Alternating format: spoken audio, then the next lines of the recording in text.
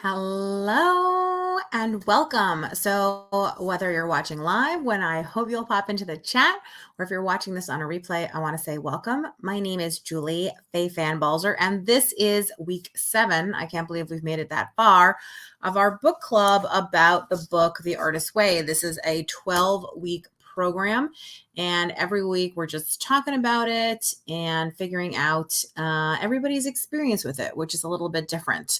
I wanted to make a couple of just quick announcements. I have some shop updates coming up. If you're interested, I'm currently working on paper packs. These are exactly what they sound like. They're scrap packs. You can see lots of itsy bitsy tiny scraps and then some bigger ones. And these are obviously perfect for putting in your artwork. So if you'd like to do that, I have a couple pre-orders open in my shop. The other thing is I have some smaller artworks that are about to come to the shop, and my newsletter subscribers will be the first to know about that. So if you're interested in some smaller original artworks, these come, obviously you can see, in a bag with a mat and a backer board, and they're ready to pop into a frame. Like this fits into an 8x10 frame. Boom. Instant, gorgeous, original artwork. So you can check all that out at juliebalzer.com. Okay. All of that said, let's get into week 7. Without any further ado, I'm excited to hear your thoughts about it as well. So here's the video. 7. Recovering a sense of connection. Drama, drama, drama. Okay, so it says, we turn this week to the practice of right attitudes for creativity. The emphasis is on your receptive as well as active skills. The essays, exercises, and tasks aim at excavating areas of genuine creative interest as you connect with your personal dreams. So I'm thinking a little bit about this idea of right attitude for creativity. And I do think that there is a, like, I don't know that I believe in creative mojo, because I think you get into creativity by being creative even when you don't feel creative, especially if it's like your job, right? But I do think that there is, like, I don't know if attitude is the way I would put it, but there is a kind of level of openness that I think you need in order to be creative, and a kind of flexibility. Flexibility is a really good word when it comes to creativity. Friends, I have just had a huge epiphany with this book. So I was just reading this sort of like first few paragraphs and I got so confused, right? So I'm looking at it, and she's talking about the art estates help us to pick up the voice of inspiration. Well, both of these activities, she's talking about morning pages and art estates, are apparently unconnected to the actual act of making art. They are critical to the creative process. And then she sort of goes on about how, like, art shouldn't be about thinking, it should just be about making, and like sort of on and on and on and on and on. And what I realized is I happen to think that intuitive painting is a load of crap. I have a long whole diatribe on it, which I won't bother you with. But everything that she's talking about is the idea that art should be intuitive. And if that's at the heart of what she believes about art and being creative, that all creativity has to be intuitive, that's the entire problem that I'm having with the entire book. I'm going to keep reading the chapter to see if that's true, but that's like a big epiphany for me. Okay, I agree. Oops, I just knocked some scissors onto my leg.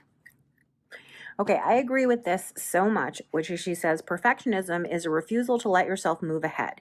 It is a loop, an obsessive, debilitating closed system that causes you to get stuck in the details of what you are writing or painting or making and to lose sight of the whole. So I am a recovering perfectionist. Welcome to my recovery group. Raise your hand if you're also a recovering perfectionist. And I actually think, is it possible that my let's call it an itch with this book is actually a perfectionism loop? I so want to like do it right and be good at it and like make sure that like every moment is for me, instead of just like skimming it and grabbing a couple things that are useful. It's like, I don't know. I'm just wondering, could it be that my perfectionism is in the way right now? I feel seen, but maybe not in a good way. I feel called out. I feel personally called out. This is so good. So I'm just going to read some things that I underlined here. It's the perfectionist is never satisfied. To the perfectionist, there is always room for improvement. The perfectionist calls this humility. In reality, it is egotism. And then this is a quote that I really like, which is somewhat related, but it says, a painting is never finished. It simply stops in interesting places.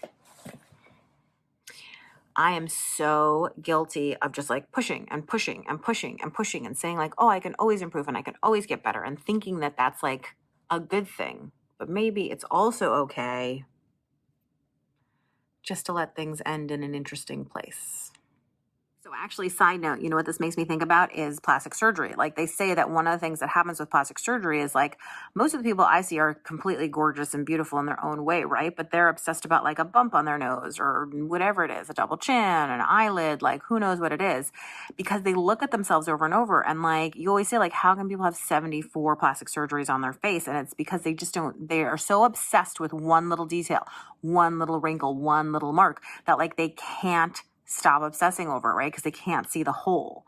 And that's what this is. That's what this is. You stop being able to see the whole when you're a perfectionist because you're just stuck on like one little thing. Okay, I just highlighted this line. We correct our originality into a uniformity that lacks passion and spontaneity. So I have been working on this painting lately, and I was like, why it does not like work for me? Like, what is happening? And I sort of drew this vine out over it because I was thinking about some of the meaning stuff behind it, and it made it so much better because there was something the face was getting, it was losing its spontaneity. It was getting too tight. And like I fixed some of the features and I fixed some of the problems. And when I look back at some of the pictures I took sort of earlier in the process, I like some of the earlier process photos better, I think, because it had some more spontaneity in it. What a great line. I'm going to remember that. So before I read this chapter, I was convinced that recovering a sense of connection was going to be about community and like connecting to other people, but it's not. It's really about connecting with yourself, like really listening to yourself, letting go of perfectionism, sort of remembering what you wanted to do in childhood, all that kind of stuff. Like who are you if the blocks aren't there? What do you want? So I think I can unequivocally say that the best thing that I think has come out of the artist way for me personally so far is I've really gotten back into my art journal. There was a while that I was kind of like, oh, it's just another burden, blah, blah, blah, blah. But it's been basically like a version of my morning pages for so long that this kind of forced me back into it. And I'm approaching it in a different way than I have in the past. But nonetheless, it's there. I love it. It's working for me. I'm happy with what I'm creating, which is not really a point, but nonetheless, it feels good. Okay, I love this quote from the book. We cannot escape fear. We can only transform it into a companion that accompanies us on all our exciting adventures. Take a risk a day, one small or bold stroke that will make you feel great once you have done it. I do think that that's really an important thing. You can't escape fear. Like, I can't escape perfectionism. I can fight against it, and I can do all kinds of things to stop doing it. I tell this to my son all the time, like, it's okay to be scared. You're only brave if you're scared. If you're not scared, then you're not brave when you do something. To be brave means you do something even though you're scared. Okay, so this section is really interesting to me. The idea is that you're jealous of somebody for some reason, and so what you do about it is you basically try to beat them or try to join them, which I actually think is the wrong attitude, right? So she has a real art studio, so you're jealous of it, right? So you're going to make your own art studio. You're jealous that this person, writes great crime novels, so you're going to write a crime novel. You're jealous that someone's a famous poet, so you're going to publish your poems. I mean, like that. Like, if you are jealous that somebody else is like published, I mean, I guess, yes, you could satisfy it by trying to get published, but couldn't you also like look at yourself and say, why am I jealous?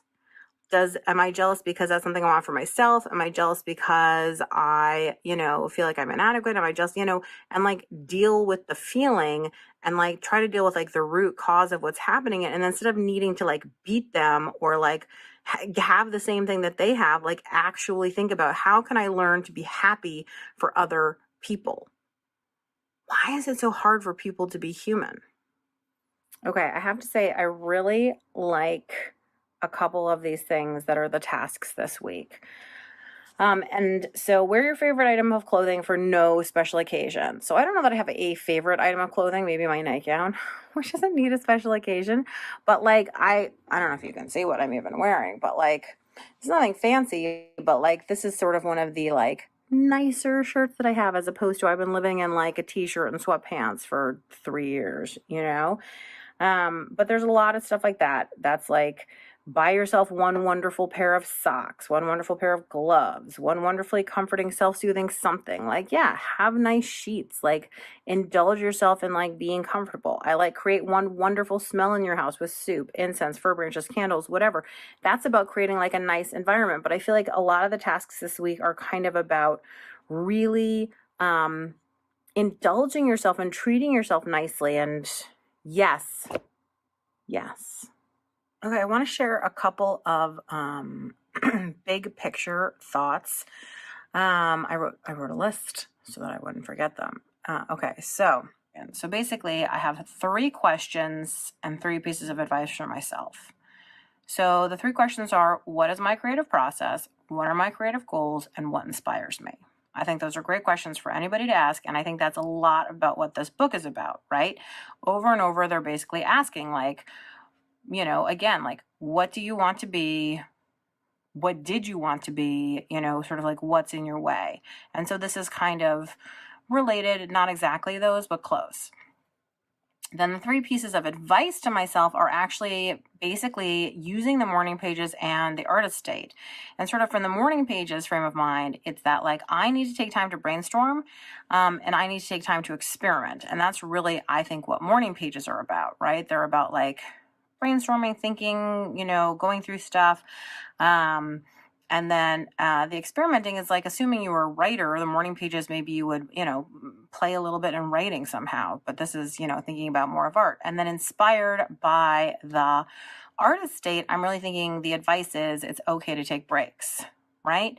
It's okay to like go and like relax and find inspiration somewhere. Like that's what the artist state is. Yeah. That's kind of cohesive thoughts, I think, but that's sort of where I am right now with the book is 3 questions, 3 pieces of advice.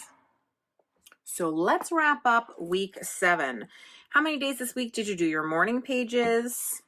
Like 1. This has not been a good week for morning pages, but I did a lot of other things. Like I said, I got into my art journal.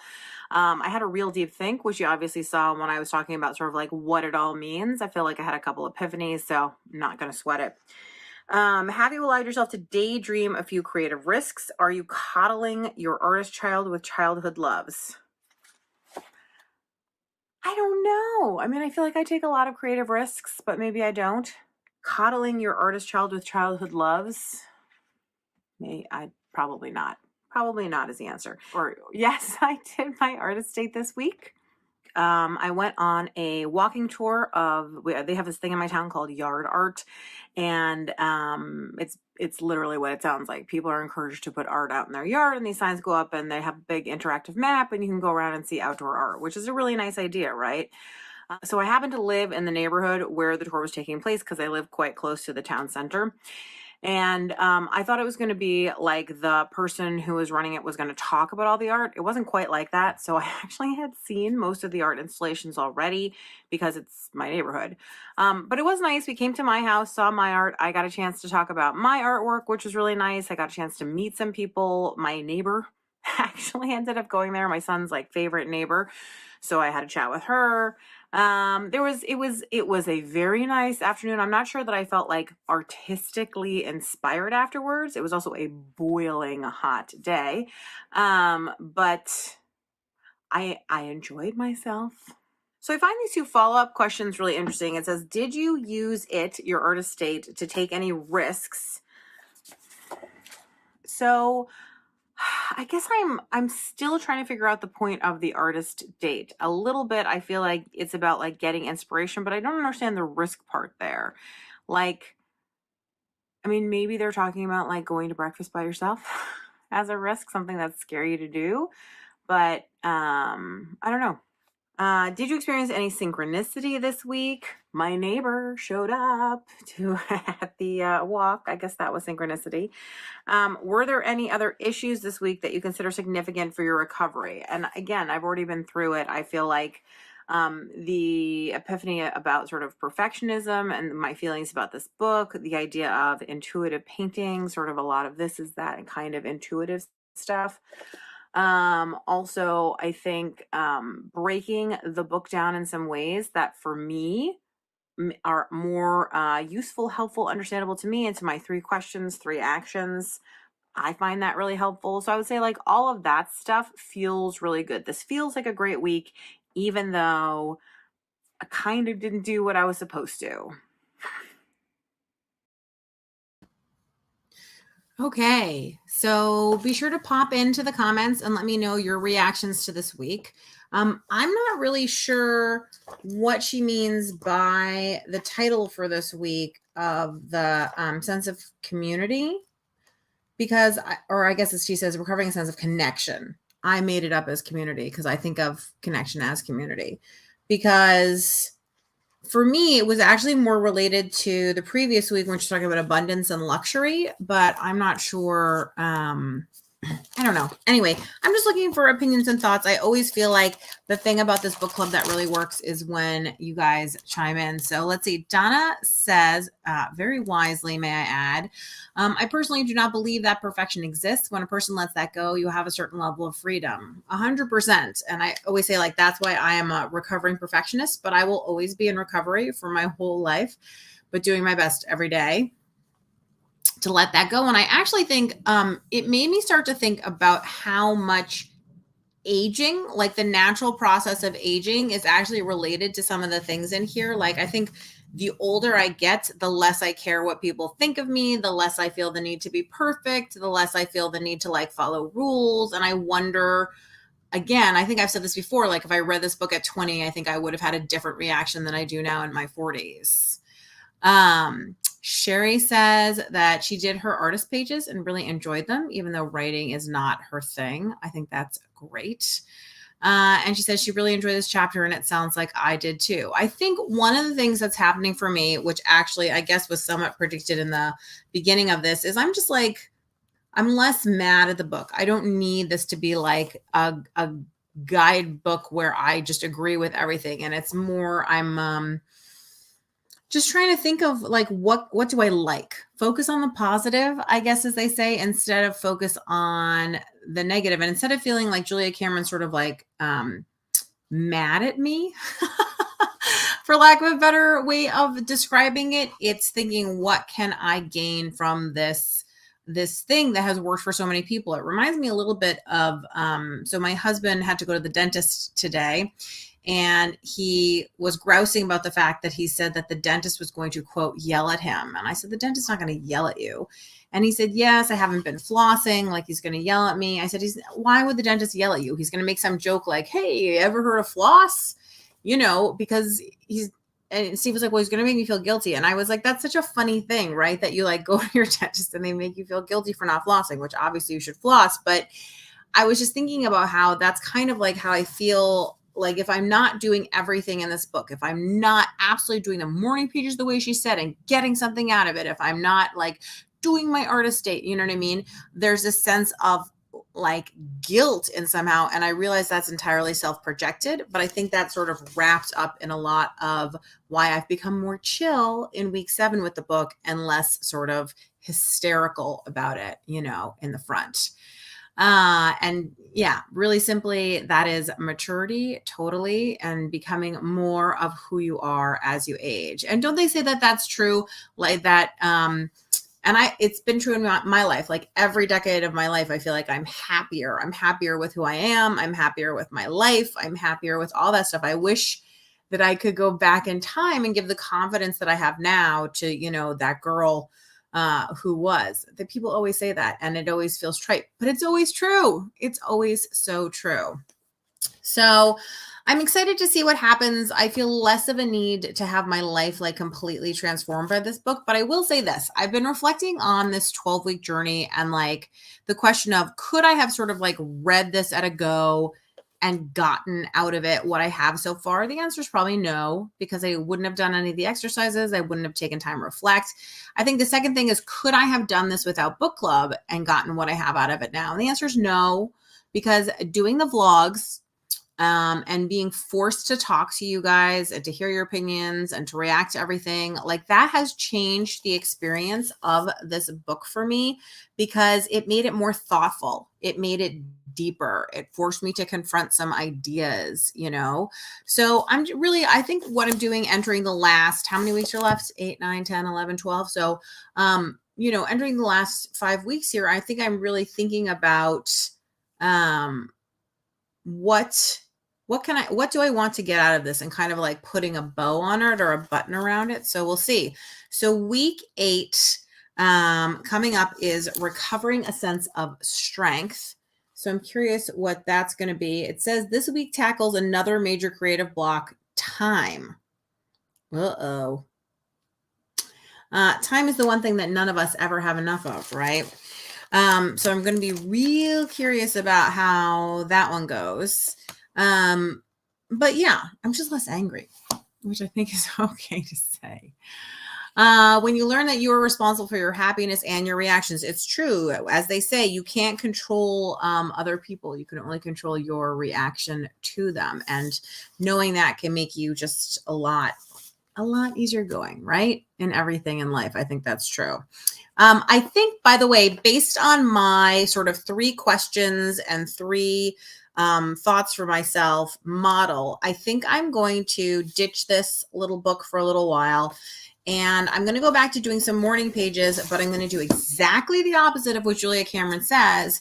And I'm going to set a timer for 15 minutes this week. This is my goal. And I'm going to just let myself brainstorm about like my questions that I have, like what inspires me, what is my process, like all those kinds of things, so that I'm taking the time to do that every day and look at it more almost like a business thing, and see how that goes, because I'm an experimenter and I would love to find a way to make parts of the system fit into my life. So I keep kind of like pushing and pulling and jumping from thing to thing, because I'm looking for that right fit, Anyway, so I'm excited about week 8. I want to thank you for being here for week 7. And I will see you next Wednesday at 12:15. Bye.